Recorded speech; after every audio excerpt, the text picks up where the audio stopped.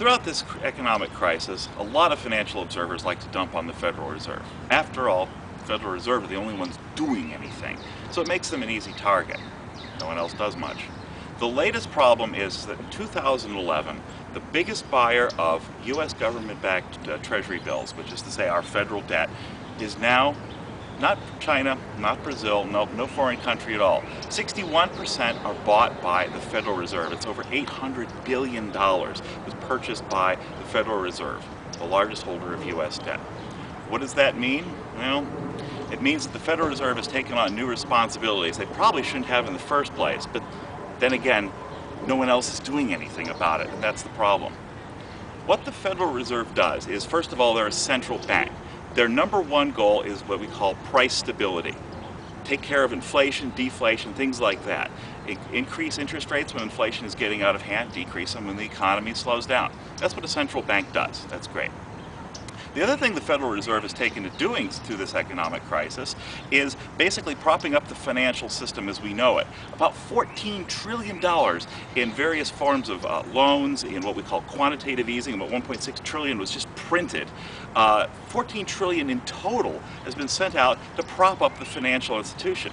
Those two different roles, the price stability and propping the financial institution, often come into conflict, as you can well imagine.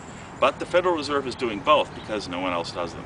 And now we've got a third role of the Federal Reserve, and that is managing our federal debt. No one else is taking up the slack, so the Federal Reserve steps in to help. It's nice that they're there. I'm glad Ben Bernanke is doing something. I'm glad somebody is. But no institution can take on all three of these roles and do it right. Once again, price stability, that's what they're there to do. Let's let them do that well.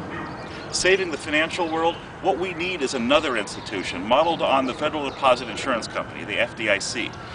The FDIC comes in and takes care of the banks without anyone even noticing. Often they do it on a Friday, take care of it over a weekend. The old board of directors is gone, the FDIC reopens, maybe sells it off to another bank. Everything is great. No one even notices. Too big to fail? Hey, the institution might survive, but the people in charge, there's no reason we can't go after them, right?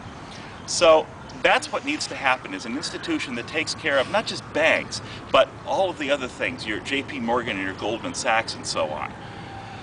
The third item, taking care of our federal debt, is not the Federal Reserve's job. They're doing it because no one else will. That has to be Congress's responsibility. And Congress is failing utterly. They haven't even passed a real budget in 3 years. All they have are continuing resolutions that basically say keep spending whatever you were allocated before and just let it go. That's ridiculous. We can't have that happen. I'm not one for constitutional amendments to force Congress to do something, but we might have to do that. And there might have to be other institutions that do something to help basically push the budget forward, use the Simpson-Bowles framework to get something done.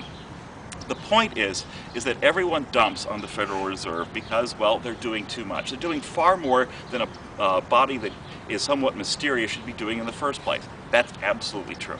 But Ben Bernanke and the Fed are at least doing something. When you talk about a managed depression, they're the ones managing it.